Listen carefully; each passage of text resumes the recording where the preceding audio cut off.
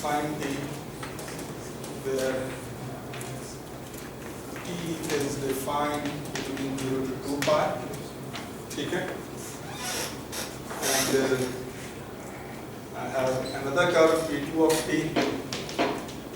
that is cos 2t and sin 2t. Okay? And it's also defined onto the interval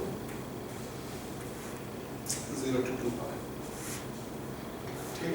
Both are defined on the same interval 0 to 2 pi. Now, that's a good point in mathematical thinking. This picture is a bit misleading. This gives a view that A1 and A2,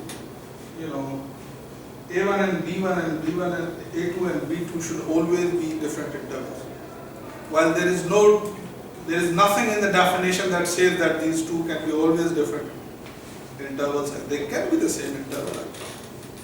Okay? Then how you can concatenate it? Okay? So what we're going to do, we're going to take one curve that is defined on 0 to 2 pi. We're going to take other curve, and I'm going to define it on what? The interval of the equal length actually, as 0 to 2 pi. So no more defined on 0 to 2 pi, but I'm going to define it on, say, 2 pi to 4 pi. Okay? So the total curve is going to be maybe defined from 0 to 4 pi. Okay? But the domain of the definition of the individual curve is 0 to 2 pi. So that's a very interesting kind of a point. Anyway, we'll see.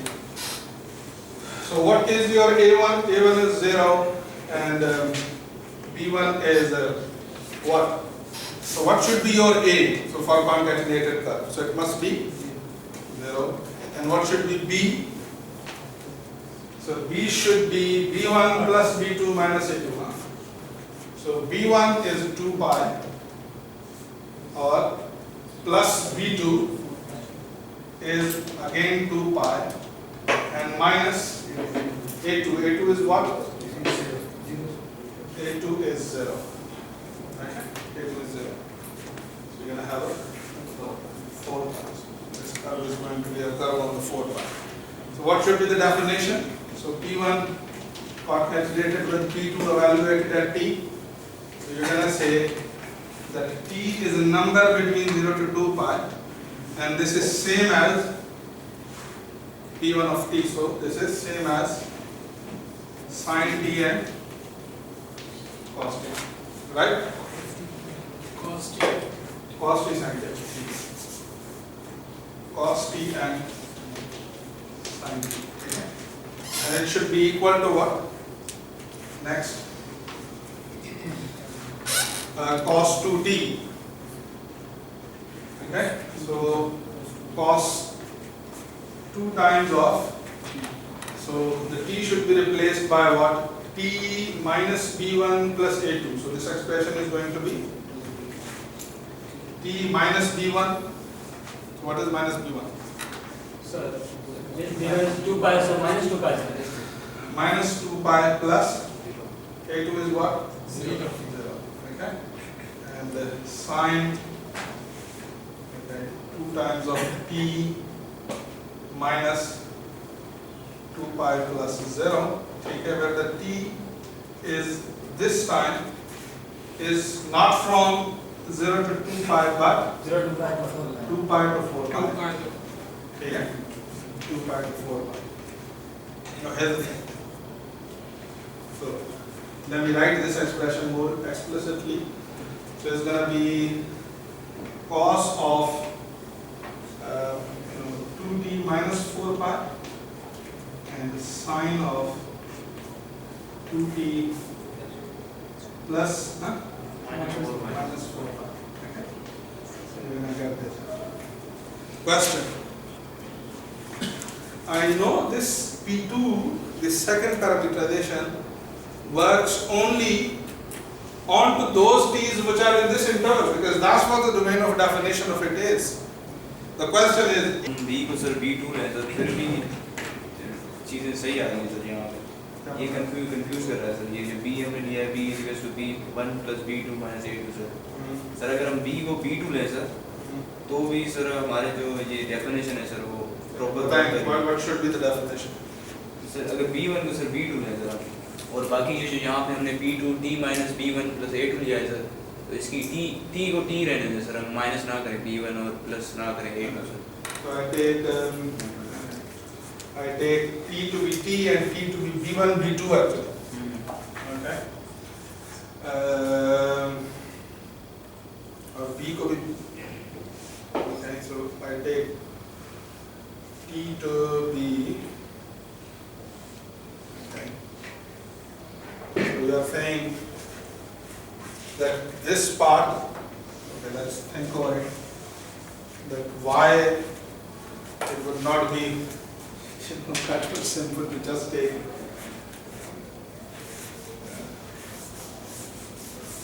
let's think over it. Okay.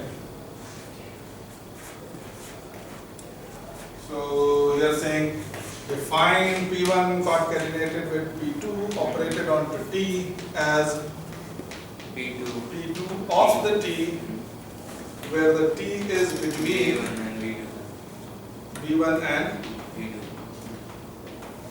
B2 यानी A1 और A2 ठीक है यहाँ वैसे assumption है कि A1 A2 के बराबर है ये भी assumption नहीं है in this definition you see any assumption that says that A1 is same as A2 but it only says that P1 of B1 is same as P1 of A2. So you can have a curve like this. So this picture could be like this actually. Okay?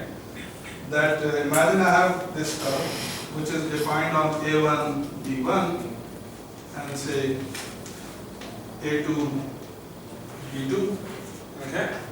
And the curve it goes like that. Okay? So this is the value of the curve at curve segment at B1. And at B2 it has the same value and goes something like this actually. Okay? So what we are doing is that you are now shifting this curve and making it adjacent to the B1 actually, and that's what this concatenation is doing actually. So its force is defined in such a manner that you take two pieces which are, for example, defined on two independent what you call intervals. The only thing that they common have is that दोनों की value बराबर है, ठीक है, on these endpoints, but that doesn't mean that endpoints should be same because it doesn't say that explicitly. It doesn't assume it actually. पहले कल में बना हुआ किसमें? उस जो पहले आपने ग्राफ फिर वो एक so that's what the pictures are always misleading actually, ठीक है? वो उसमें उसी में मैंने I told you a flaw actually, ठीक है? यहाँ पर हमारे पास सेम ना होना मतलब सेम हाइट पर नहीं है नहीं same now input could be different, ठीक है? But the output is same actually. Output is same. The value of this is same actually. Okay, so what essentially you are doing, you are shifting this curve and connecting with it. That's what it is. Sir वो assumption लगा के फिर तो sir ये work कर सकता है कैसे? Yes, अगर ये A1 और A2 पर बराबर हो फिर ठीक है. Yes, I mean वो जो okay, so if you have this previous picture and if they are really connected, yes, you are right actually that A2 is B2, but just call it P2 of T actually. But if two curves are defined on different intervals, you have to shift one of the curve and make it adjacent to the other. Okay. In such a way that when you're going to join this curve with this, the concatenated curve must have the same value on each of these intervals actually.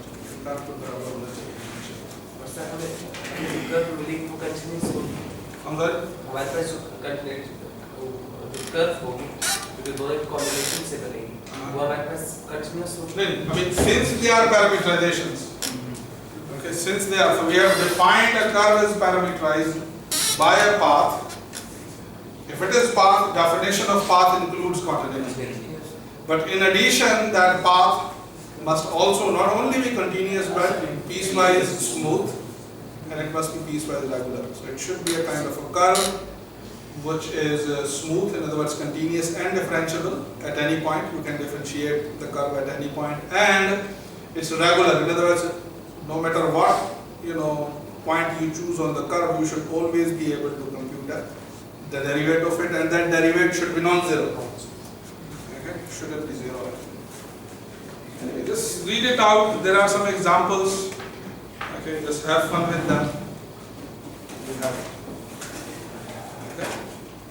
So be very careful about pictures. That's what I always say. Pictures are rigorous, but we people are not rigorous at it. We all have to learn to make pictures. Okay? Otherwise, pictures can be misleading. Very misleading. You do an entire proof based on a picture. It turns out that your picture does not satisfy the assumptions. Yes, I think. You need some charts. Okay, well, so we learned a little bit that what curves are, what orientation of their curve of a curve mean, and which curves are orientation preserving, and what do we mean by a curve segment, and how to take two curve segments and join them and create a curve out of it. So these are the basic skills that we must understand actually. Okay? You should be able to play with examples. I'll upload exercise today. So you will have it. Dusri ke liye you have a little time, so you have to submit it online. And if you need assistance, just let me know. We can have a 1 hour session and we can discuss it. होगी कब होगी 9 तो आ रही कब है आज 7 है Thursday is the final Wednesday is the final Thursday को जमा कराएंगे ठीक है चलिए so let's have one more so these were like really the global properties of the curve. So now we will talk about the material properties of the curves actually. Okay, so whenever you have a curve, what the first question you can ask about the curve? So if you have a curve, what is the most natural question that you can ask about the curve? वो तो है by definition. इसकी parameterization, so it's piecewise smooth by definition. In continuity we know it. It's a path actually. Okay, so it's defined through a path, so it must be orientation. No, these are the questions we have already addressed actually. Okay? So what, so whenever you, for example, learn a thing, you learn concepts and then learn proposition about the concepts actually. And then you start doing reasoning about those propositions actually. So we learn the concept, what a curve is, the question is, what first fundamental question you can ask about a curve? Sir ये पूछ सकते हैं कि हर curve जो है concatenated हो सकता है या दो कर्व्स को हमेशा कर सकते हैं? No definition. So if there are two nice curves actually which satisfy the assumptions of definition, you can concatenate them. Okay. The most simple question that you can ask is that what should be the length of the curve actually? Okay. What should be the length of the curve actually? Isn't it? So let's define the arc length of a curve. So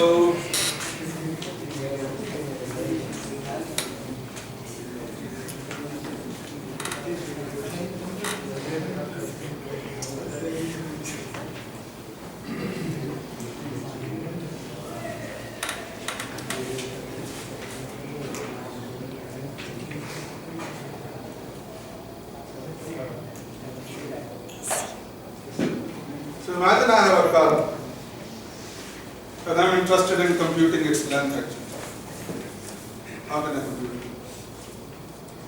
What is the most natural way to do it? Forget about mathematics. So you have this thread, okay, something that is put in this manner, and you have an ask to compute it.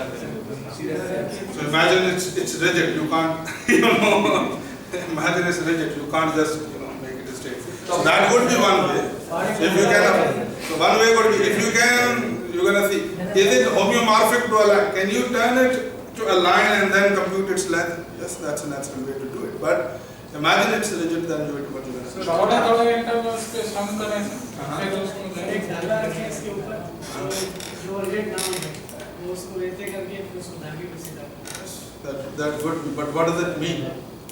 But finding one, okay, it would be pretty difficult कि ये आप एक धागा रखें जो कि इसके ऊपर जो है वो fit करना जो है ना. So what you can do, okay, so natural way, the Uncle Newton that told us, he told a very good recipe, just chop it into the linear things. So what you're going to do, you're going to say that, okay, take this linear, so approximate, each of part with the, say, linear parts, draw linear lines, draw linear lines, draw linear lines, okay, directed lines, okay, and calculate the area, not the area, but the length of all these linear lines, okay, and sum them up, okay. Now, you can already see that this would be an approximation. So how can I make this approximation better? So in other words, increase the number of these linear lines, okay, and combine them together, and you're going to have what we call the area of the curve. Okay. So let me give each of these, for example, lines. So this is line 1, line 2, line 3, and so on and so forth. And this is line n. So I know I can find a parameterization for a line. Not a big deal. So what would be the parameterization for a line? So imagine I have a parameterization for a line that gave me, for example, a value p naught, and that p naught is some value a, okay, and this point is p1, and all these lines should be directed lines. I mean, if the curve is an oriented curve, then all these lines should be what do you call the directed lines. So p2, p3, and finally, for example, pn minus 1 and p1 okay.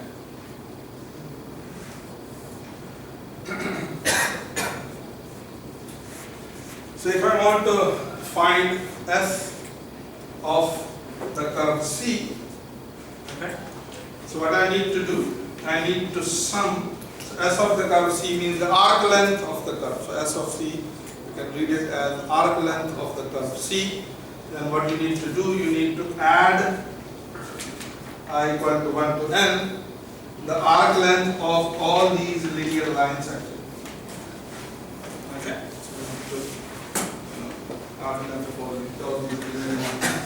And the arc length of all. So what would be the arc length of a particular linear line? So how can you compute it? I equal to 1 to n. So what I need to do?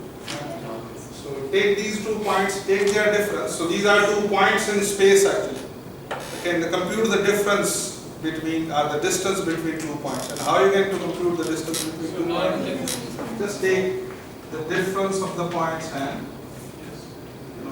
pi and pi minus 1 and distance actually, roughly. Okay? And then what you will like to do? I would like to do what? I would like to increase the number of lines actually. Okay, so I would like to. So this is not really going to be exact, but it's going to be an approximation to the arc length of the curve. But if you are interested in computing, what you say, the exact line of it, what you can get limit and infinity, and you have this sum equal to 1 to n and pi minus okay. So any guess that what this sum is going to become? So what kind of integral?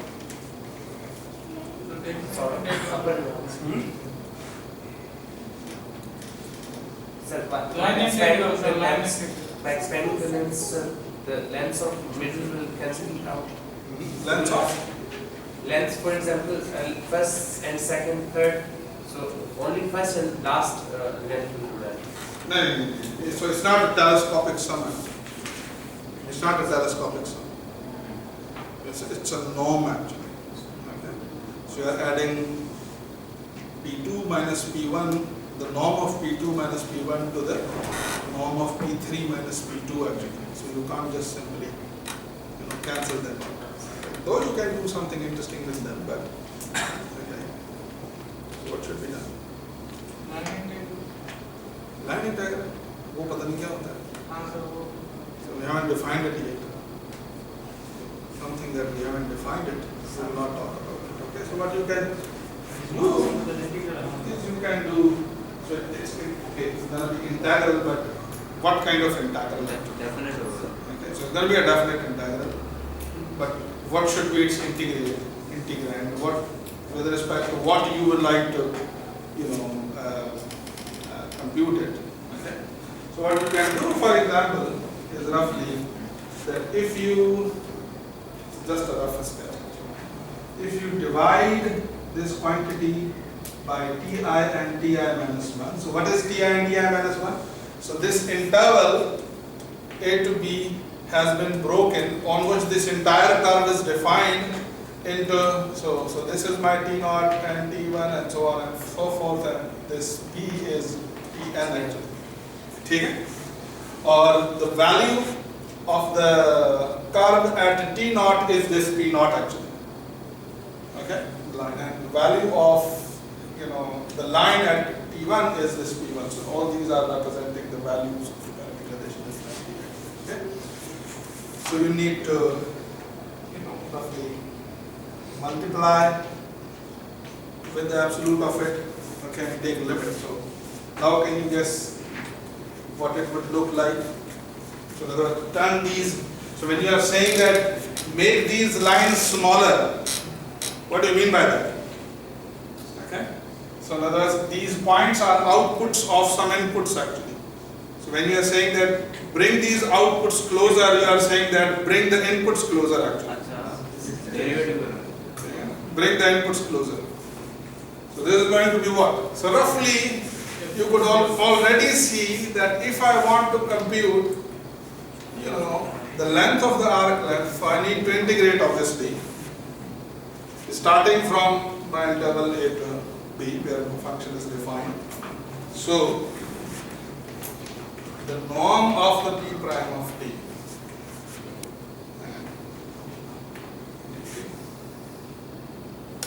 Okay. Just it's not a rigorous argument. There are lots of things that I am giving, but intuitively you can see what the heck I am saying actually. Okay. So let me throw a definition now. Let me put a formal definition that if you have been given a curve and its parameterization, how to compute its length. So this suggests to you that compute the speed of the curve and integrate it over entire, what do you call, domain of the definition. Okay? And which intuitively meets with the things that you have.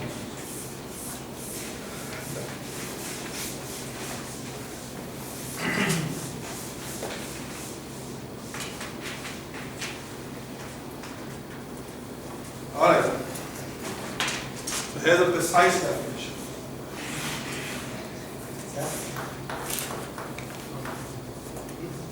ये step जो integration ये समझ नहीं है कैसे कैसे है Riemann sum पढ़ा था Riemann sum. So I know that if you have a Riemann sum of something, okay, and you take the limit of that Riemann sum, okay, and that Riemann sum becomes a series actually, and that series converges. And whatever the limit of that convergent series is, you call that integral. So integral is basically limit of a series that you make out of the Riemann sum. So sir, we use the Riemann sum for finding the area, sir. So we are finding the length, sir. So but here integral shows. But you are the integrals can't only do area is just one of the application of it. This will be the next question that you're going to get. Okay, if these are the curves, can we find area under them actually? That would be the next question that we will be interested in. The first thing is their, length actually. Okay, so as a definition, a precise definition. The precise definition is that a curved segment C. So when I am saying a curved segment C, I am saying that I have a parameter. So it's a curved segment C. It's a parameterized curve which is defined over a finite interval and throws the values into the R, and it's a path and smooth and regular, all that. Okay, in other words, this guy exists at all time. Okay. Then you're gonna call a curved segment rectifiable. Okay. You call it a rectifiable curve or a curved segment if this guy, which is the arc length of the curve or the length of the curve, the natural length of the curve that I am defining as the integral from A to B of t prime of t integrated with respect to dt. Okay. If this guy exists and it's finite. Okay. Okay. So I'm going to call it a curved segment rectifiable if I can find its length. That's what essentially this definition is telling me. Okay. That's what I'm saying. A curve is rectifiable if you compute its length, okay, and it turns out to be finite. Okay. So whatever this mean in English, okay, is going to have some correspondence with it actually. Okay. But here it has a technical meaning that you compute its length and the length cannot be finite. Okay. Where S of C, and if this is the case, then this S of C is called the arc length. Okay. This is called the arc length of C. So it's arc length of C. Segment है तो क्या sir उसकी arc length जैसा वो infinity हो सकती है? Can a curved segment have an infinite arc length? The answer is yes actually. Think about it. Imagine I have a curved segment for which this guy explodes. I think in exercises there is an exercise where you have some curves which are not rectifiable. You will see that it's